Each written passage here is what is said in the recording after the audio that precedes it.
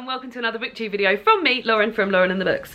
Got a fun high ponytail. You can't not have fun with a high fun ponytail. Today is International Women's Day. Happy International Women's Day to all you amazing, fantastic, incredible women out there. I have been loving this day. I have been saying Happy International Women's Day to every woman I have crossed paths with. I just realised I didn't say it to the woman in Sainsbury's, regret that. And I've also been sort of sharing things on my Instagram and Twitter about amazing women that I know in real life, and just been having a lovely day. It just makes me feel all the feels, International Women's Day. And also a bonus of today's International Women's Day is that at midnight, last night, 1 minute past midnight, the Women's Prize for Fiction, the long list was announced. I've been highly anticipating this long list, very, very excited. And I thought I'd do a sort of, not so much a reactions video, but more of a plans video. So I think once upon a time I said, oh, I'm going to read all the books on the long list. I've decided against that. I decided against that before the long list was even announced, but I thought I would do a reaction, talk about the books that I've read, the books that I own, and then the rest, and talk about within the rest, or the books that I own, what I'm planning on reading. So I will, if I haven't got the book, I will insert the picture here. There are 17 books long listed for the Women's Prize for Fiction, and 17? Did I say 17? I mean 16. 16 books have been longlisted, and if I haven't got the book, I will insert a photo of them here as we discuss them. But they are all super exciting. I feel like looking at the list, it is the most, I've done notes for this, imagine. I feel looking at this list, this is the most readable list of Women's Prize for Fiction books that I've seen in a long time, and the reactions I've seen so far on Twitter, on Instagram, is that everyone's pumped. I really feel like there's something for everyone on here, and I feel very, very excited about it. So let's start with the books that I've read. So the first book that I've read off of the list is The Mermaid and Mrs Hancock by Imogen Hermes Gower. It's a literary fiction, historical fiction novel that follows two characters, Mr Hancock and a lady who later becomes Mrs Hancock. The Mr Hancock side of the story is involved in The Mermaid, and it's sort of like a jaunt through London and the surrounding sort of landscape, following this this chap who finds who comes across a mermaid corpse, I'm going to say, and puts it on show as a sort of peculiarity. That is then sold on, and off the back of that, he meets a woman who later becomes his wife, and she works as a prostitute. And it's sort of like they're coming together, and then they're sort of growing apart even though they are together. And yeah, I enjoyed this. I feel like I really enjoyed it all the time I was reading it. It might have been a little bit too long for me. I mean, it is a big old guy. It's like almost 500 pages, 483 pages. And looking back on it, I don't remember quite as much about it as I thought I did. So I feel like maybe like this isn't the winner for me. I enjoyed it while it was happening, and I feel like as a page turner in terms of literary or historical fiction, this is one of the ones that I had at the time, but it hasn't really stayed with me. And I feel like for me, the test of being a 4 or a 5-star book, and I gave this 4 stars at the time, and I feel like I'm going to knock it down to a 3-star because I did enjoy it while it was happening, but it hasn't really stayed with me after. So enjoyed it. I'm pleased it's long listed, but yeah, it's not the winner for me. However, the other one that I've read on the list, because I've only read 2 on the list, is Eleanor Oliphant is Completely Fine by Gail Honeyman. I listened to the audiobook of this. I would absolutely highly recommend the audiobook. It's not only one of my favourite books of this year, I feel like it's one of my favourite books of all time. I listened to the audiobook of it and I absolutely fell in love with it. It is amazing. It follows Eleanor, who is a woman living in Glasgow and working in an office, and from when she says goodbye to the bus driver on a Friday night until she gets back on that bus to go to work on a Monday morning, she doesn't speak to anybody. She doesn't see anybody. And it is a real focus on loneliness and what goes on behind closed doors. However, Eleanor and somebody from her workplace help an elderly gentleman who's had a fall in the road, and off the back of that, she finds herself in being welcomed into a circle of friends and connecting with people she never ever thought she would connect with, and socialising herself slightly more, and her blunt way of of talking to people and of discussing what seem like on the surface really complicated issues, but really when you get down to it, they're not. She is somebody that I will never forget. I absolutely love her, and I love this book. I really, really do. I really haven't heard that much bad stuff about it, and already, without having read anything else on this list, obviously that's my number one book that I would love to win. Is it going to win? I'm not sure. I don't know if it is a Women's Prize for Fiction award winner, but I loved it and it will stay with me forever, and I adored it. So, I mean, if I can say any more about that, then I mean, I can't say any more. I loved it. I really, really loved it, and I would urge you all to read it, and I would urge you all to listen to the audiobook, because the woman who does the audio narration is just amazing. So as I said, Eleanor lives in Glasgow, and she does like these Glaswegian accents for everybody else around her, but Eleanor isn't Glaswegian, and she just does a really, really good job of it. So really, really loved it, and that's my number one. I own 3 books off of the long list, and I am planning on reading. Oh, goodness me. I'm actually planning on putting photos of them on Twitter now and saying which one should I read next, because I own these 3. And these are all ones that I'm very, very excited about. One in particular I'm excited about, and I will definitely be reading these 3. So the first one I've got is Elmet by Fiona Mosley. So this is about a man who's living quite a secluded life in nature. He homeschools his children, Daniel and Kathy, and they forage and hunt for their lives and things like that. Yeah, so I don't know much more about that apart from this. It was also longlisted, was it shortlisted for the Man Booker Prize? But I'm looking forward to getting to this, and I will be reading it. I've heard that the writing and everything is beautiful with it. The next one is the one that I am super, super pumped for. So this is The Trick to Time by Kit DeWall. Kit DeWall wrote My Name is Leon, which is a book I listened to the audiobook of a few years ago and absolutely loved. That's one of the books, that's one of my biggest regrets, that I didn't include that in my favourite books of the year, because like I said earlier, I judge a 4 or a 5-star book on how much it stays with me, and that book stayed with me amazingly. The audio was amazing, and I'd love to read it again. I'm really, really urging David to read it as well, because I feel like it's something he would really like. But this is completely different to the subject matter in My Name is Leon. This is set in Birmingham in 1972, and it follows a woman called Mona, and she is a young Irish girl who's just moved over from Ireland, and on her first night out in Birmingham, she meets and falls in love with a fellow Irish chap.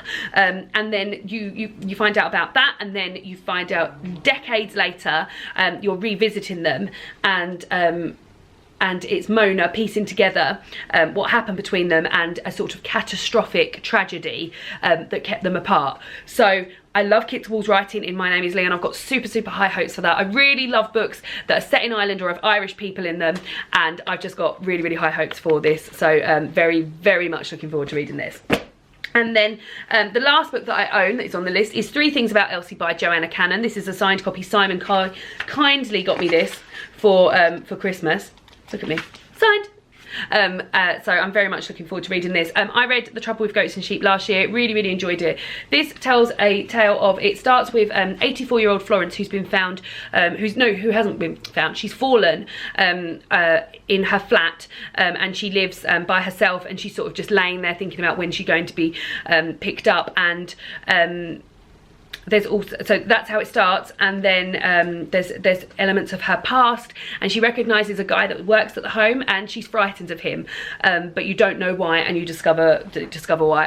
I am looking forward to getting to this. I'm really, really excited. I really like the front cover, and I'm excited for that. So those are the 3 that I own, and will definitely be reading all of those 3, preferably before the shortlist comes out. So those are the 3. So that leaves 16 minus 5 is 9, 11. So there's 11 left, some of which I'd never even heard of, so I feel very excited about that. So the first one is Sight by Jessie Greengrass. This is a study on motherhood.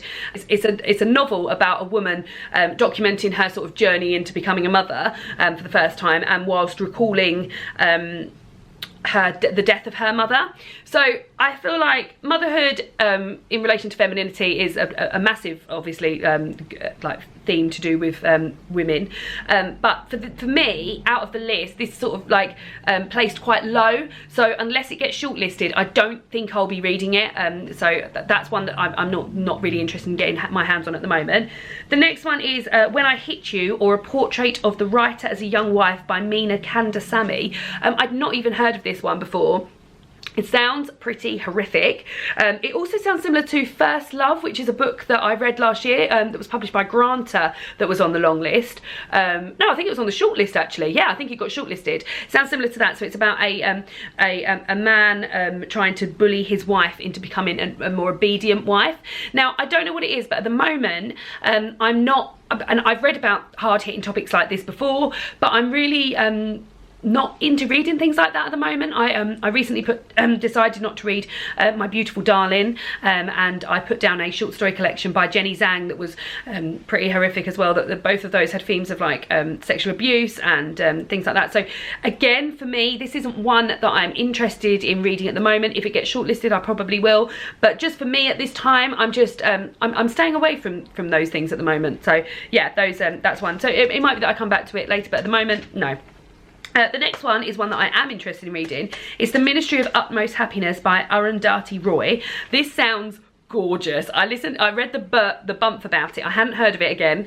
I read the bump about it, and it's set in India, and the description that was used just in the sort of like, just the blurb to get you excited, I was invested already. So and there's 2 lines in it that I've written down here in the blurb that got me really excited. So first of all, Anjum, who used to be Aftab. So it's got and I don't know if those are male or female names, so I don't know if it's someone who used to be a male and is now a female. I don't know if it's someone who used to go by another name, but that got me really intrigued that bit was mentioned. And also it says that it's a story told in a whisper, in a shout, through tears, and sometimes with a laugh. So that got me excited for it, so I'm definitely going to be reading that.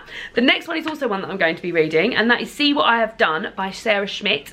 This is from what I could understand, is a bit of a murder mystery. It talks about a male and a female character being murdered with an axe, and then you hear the stories that the household have to tell, either on the lead up to this or after the fallout of this. So I feel quite intrigued by this one. And I've seen it around for quite a while, so I think that is one that I will be reading. The next one I haven't got any interest in reading at the moment, and that's Home Fire by Camilla Shamsi. A few years ago, when I just started BookTube, in fact, I read A God in Stone by Camilla Shamsi, and I really didn't get on with her writing at all. One of the main things I didn't like is that there was no, and this obviously, it didn't work for me, but it would work for millions of other people. There was no punctuation when it came to speech, so there was a lot of dashes being used and new lines being started, and I couldn't always follow who was saying what, and I just didn't get on with that. However, the actual theme of this is all about sisters and them and Muslim politics, and I do feel like that piqued my interest. I do feel like that's a really good theme, and I would like to read more about that. So if that becomes shortlisted, or if I get to the ends of the ones that I want to read before the shortlist, this is one that I will read. But yeah, I'm wary of it because I didn't get on with one of the books that I've read of hers before. The next one is Sing Unburied Sing by Jessamine Ward. I'm undecided on this one. This is about a drug-dependent mother who is black and the father of her children who is white. He ends up in jail, and she leaves the children with their grandparents and goes to collect the father from jail. And I believe there's sort of like a bit of a ghost story with the ghost of someone who was in the prison telling the story of the American South, like the story of the history of the American South, and the racism and things like that involved around that. So yeah, it sounds a bit sort of bizarre for me, and I'm undecided. I really, when I quite easily picked out the ones I didn't want to read and the ones that I did want to read, and this one sort of fell somewhere in the middle. So I'm undecided. We'll see how we get on. The next one is A Boy in Winter by Rachel Seffert. This is about a Ukrainian town being overrun by the SS, and a chap that is there awaiting news of his missing sons. Again, I feel undecided. I've done little highlighted notes if I'm planning on reading them, and I haven't highlighted that one. But again, if it gets shortlisted, I will.